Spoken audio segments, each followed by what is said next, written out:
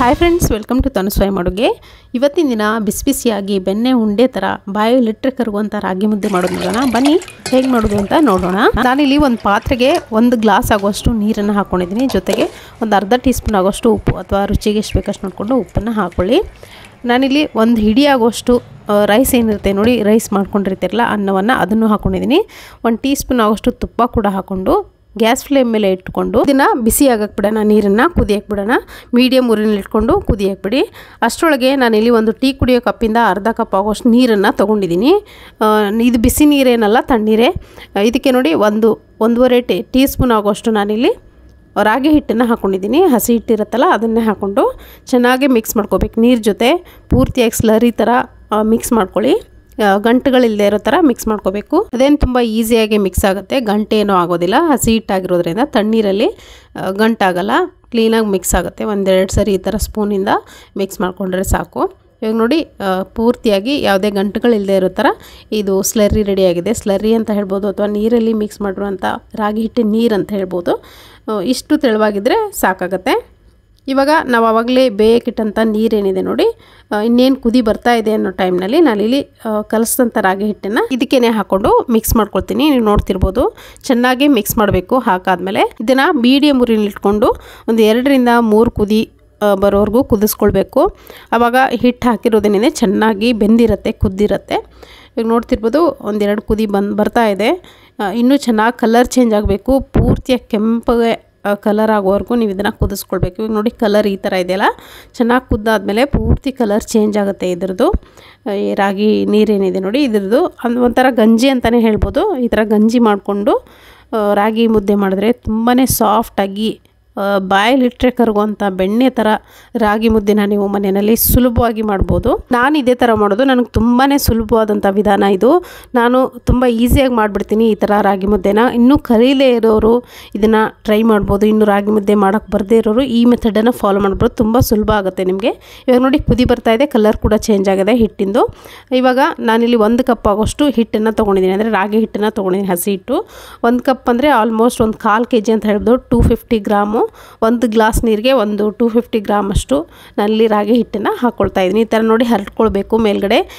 Gas ಉರಿ ಏನಿದೆ ನೋಡಿ, ಹಿಟ್ಟನ್ನು ಹಾಕೋವಾಗ ಲೋ ಫ್ಲೇಮ್ನಲ್ಲಿ ಇಟ್ಕೊಂಡೇ ಹಾಕ್ಕೋಬೇಕು. ಹೈ ಫ್ಲೇಮ್ ಅಥವಾ ಮೀಡಿಯಮ್ ಫ್ಲೇಮ್ನಲ್ಲಿ ಇಟ್ಕೊಂಡು ಹಾಕ್ಕೊಂಡ್ರೆ ಚೆನ್ನಾಗಿ ಉಕ್ಕಿಬಿಡುತ್ತೆ, ಮೇಲ್ಗಡೆ ಬಂದುಬಿಡುತ್ತೆ ಉಕ್ಕಿ. ಈ ಥರ ನೋಡಿ ಹಿಟ್ಟನ್ನು ಹಾಕ್ಕೊಂಡು ಸ್ಪ್ರೆಡ್ ಮಾಡ್ಕೋಬೇಕು ಪೂರ್ತಿಯಾಗಿ. ಹಾಕ್ಕೊಂಡು ನೋಡಿ, ಮೀಡಿಯಮ್ ಲೋ ಫ್ಲೇಮ್ನಲ್ಲಿ ಇಟ್ಕೊಂಡೇ ಇದನ್ನು ಪೂರ್ತಿಯಾಗಿ ಒಂದು 5-8 ನಿಮಿಷ ಚೆನ್ನಾಗಿ ಕುದಿಯಕ್ಕೆ ಬಿಡಬೇಕು. ಆವಾಗ ಹಿಟ್ಟೆಲ್ಲ ಚೆನ್ನಾಗಿ ಕುದ್ಬಿಟ್ಟಿರುತ್ತೆ ಮೇಲ್ಗಡೆ. ನೋಡಿ, ಈ ಥರ ಉಕ್ಕು ಬಂದಾಗ ಮೇಲ್ಗಡೆ ಮತ್ತೆ ಹಿಟ್ಟಿರುತ್ತಲ್ಲ ಸೈಡ್ಸಲ್ಲಿ, ಅದನ್ನು ಮತ್ತೆ ಸ್ಪೂನಿಂದ ಹಾಕೋಬೇಕು ಮೇಲ್ಗಡೆ. ಇವಾಗ ಈ ಥರ ನೋಡಿ, ಈ ಥರ ಹಾಕೋಬೇಕು.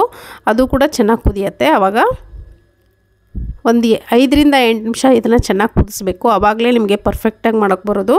ನೀವು 2 ನಿಮಿಷಕ್ಕೆ ಆಗಲೇ ಮಿಕ್ಸ್ ಮಾಡಿಕೊಂಡ್ರೆ ಅಂಟಾಗುತ್ತೆ, ಕೈಗೆ ಅಂಟ್ಕೊಳ್ಳುತ್ತೆ, ನಿಮಗೆ ಉಂಡೆ ಕಟ್ಟೋಕ್ಕೆ ಬರಲ್ಲ. ಇವಾಗ ನೋಡಿ, ಚೆನ್ನಾಗಿ ಕುದೀತಾ ಇರೋವಾಗ ನಾನಲ್ಲಿ 1 ಸ್ಪೂನ್ ಆಗೋಷ್ಟು ಎಣ್ಣೆ ಹಾಕ್ಕೊಂಡಿದ್ದೀನಿ. ನಿಮ್ಮ ಇಂಟ್ರೆಸ್ಟು, ನಿಮಗೆ ಬೇಡ ಅಂದರೆ ದಯವಿಟ್ಟು ಎಣ್ಣೆ ಹಾಕ್ಬಿಡಿ. ನಾನಿಲ್ಲಿ ನನಗೆ ಕಂಫರ್ಟೇಬಲ್ ಆಗುತ್ತೆ, ನನಗೆ ಚೆನ್ನಾಗಿ ಅನಿಸುತ್ತೆ ಎಣ್ಣೆ ಅಥವಾ ತುಪ್ಪ ಹಾಕ್ಕೊಳ್ತೀನಿ ನಾನು ಮಾಡುವಾಗ. ಆವಾಗ ತುಂಬ ಚೆನ್ನಾಗಿ ಬರುತ್ತೆ, ಸಾಫ್ಟಾಗಿ ಬೆಣ್ಣೆ ಥರ ಬರುತ್ತೆ. ನನಗಿಷ್ಟ, ಅದಕ್ಕೋಸ್ಕರ ನಾನಿಲ್ಲಿ ಹಾಕ್ಕೊಂಡಿದ್ದೀನಿ. ನೀವು ಬೇಡ ಅಂದರೆ ಎಣ್ಣೆ ಹಾಕ್ಬಿಡಿ. ನೋಡಿ, ಈ ಥರ ಒಂದು 8 ನಿಮಿಷ ಆದಮೇಲೆ ಈ ಥರ ನೋಡಿ ಚೆನ್ನಾಗಿ ಒಂದು ಕೋಲಿಂದ, ಅಂದರೆ ಸ್ಪ್ಯಾಚುಲಾಯಿಂದ, ಕಟ್ಟಿಗೆ ಸ್ಪ್ಯಾಚುಲಾಯಿಂದ ಚೆನ್ನಾಗಿ ಈ ಥರ ಮಿಕ್ಸ್ ಮಾಡ್ಕೊಳ್ಳಿ. ಯಾವುದೇ ರೀತಿ ಒಂದೇ ಒಂದು ಗಂಟು ಕೂಡ ಆಗಲ್ಲ. ಇವಾಗ ನೋಡ್ತಿರ್ಬೋದು ನೀವು, ಯಾವ ಗಂಟು ನಿಮಗೆ ಕಾಣಿಸ್ತಿಲ್ಲ, ಅಷ್ಟು ಚೆನ್ನಾಗಿ ಮಿಕ್ಸ್ ಆಗುತ್ತೆ, ಸಾಫ್ಟಾಗಿ ಬರುತ್ತೆ ಈ ರಾಗಿ ಮುದ್ದೆ. ಆಮೇಲೆ ಅನ್ನ ಹಾಕಿರ್ತೀವಲ್ಲ, ಅದಕ್ಕೋಸ್ಕರನೂ ಕೂಡ ಗಂಟಾಗೋ ಚಾನ್ಸ್ ಇರಲ್ಲ.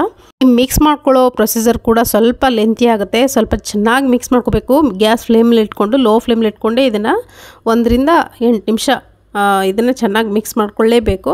ಆವಾಗಲೇ ನಿಮಗೆ ಚೆನ್ನಾಗಿ ಕುದೀತಾನೆ ಮಿಕ್ಸ್ ಆಗುತ್ತೆ. ಆವಾಗ ಯಾವುದೇ ರೀತಿ ಗಂಟುಗಳು ಕೂಡ ಆಗಲ್ಲ, ಚೆನ್ನಾಗಿ ಬೆಂದು ಬೇಯುತ್ತೆ ಹಿಟ್ಟು. ಸುಮಾರು ಜನ ರಾಗಿ ಮುದ್ದೆಯಲ್ಲಿ ಪರ್ಫೆಕ್ಟಾಗಿರೋರು ನನಗೆ ಕಮೆಂಟ್ ಹಾಕ್ತಾರೆ ಲಾಸ್ಟು ರಾಗಿ ಮುದ್ದೆಗಳನ್ನ ಹಾಕಿದಾಗ. ದಯವಿಟ್ಟು ಪರ್ಫೆಕ್ಟಾಗಿ ನೀವು ಮಾಡೋಕ್ಕೆ ಬರೋರು ಯಾರು ಈ ಥರ ವೀಡಿಯೋಸ್ಗಳನ್ನ ನೋಡಿ ಕಮೆಂಟ್ ಹಾಕಿಬಿಡಿ.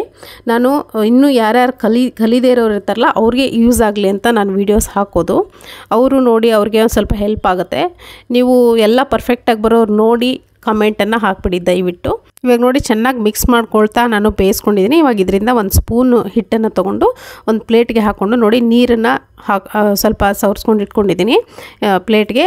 ಅಥವಾ ತುಪ್ಪ ನೀವು ಮಕ್ಕಳಿಗೆ ಏನಾದರೂ ರಾಗಿ ಮುದ್ದೆ ತಿನ್ನಿಸ್ತೀರಾ ಅನ್ನೋದಾದರೆ ದೊಡ್ಡವ್ರು ಕೂಡ ಯೂಸ್ ಮಾಡೋದು. ತುಪ್ಪ ಏನು ಕೆಟ್ಟದ್ದೇನಲ್ಲ. ಎಣ್ಣೆ ಹಾಕಬೇಡಿ. ಎಣ್ಣೆ ಹಾಕದೆ ಇರೋರು ನೀರಿಂದ ಚೆನ್ನಾಗಿ ಉಂಡೆ ಕಟ್ಕೋಬೋದು. ಅಥವಾ ತುಪ್ಪ ಕೂಡ ಹಾಕ್ಕೊಂಡು ಈ ಥರ ಉಂಡೆ ಕಟ್ಕೊಂಡು ನೋಡಿ ಸಾಫ್ಟಾಗಿರುವಂಥ ಉಂಡೆ ರೆಡಿ ಆಗುತ್ತೆ. ನಿಮಗೆ ರುಚಿಯಾದಂಥ ಈ ಥರ ಸೈಡ್ ಡಿಶ್ಗಳಿದ್ದಾಗ ಈ ರಾಗಿ ಮುದ್ದೆ ರುಚಿ ಇನ್ನಷ್ಟು ಹೆಚ್ಚಾಗುತ್ತೆ ಅಂತ ಹೇಳ್ಬೋದು. ತುಂಬಾ ರುಚಿಯಾಗಿತ್ತು. ಸಾಫ್ಟಾಗಿ ಬೆಣ್ಣೆ ಉಂಡೆ ಥರ ಬಾಯಲ್ಲಿಟ್ಟರೆ ಕರಗುವಂಥ ರಾಗಿ ಮುದ್ದೆ ರೆಡಿಯಾಗಿದೆ. ನಾನಿಲ್ಲಿ ಇದನ್ನು ಶೇಂಗಾ ಮೊಸರು ಖಾರದ ಜೊತೆಗೆ ಸರ್ವ್ ಮಾಡ್ಕೊಂಡಿದ್ದೀನಿ.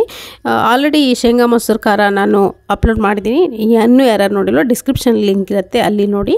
ಈ ವಿಡಿಯೋ ಇಷ್ಟ ಆಗಿದ್ರೆ ಲೈಕ್ ಮಾಡಿ.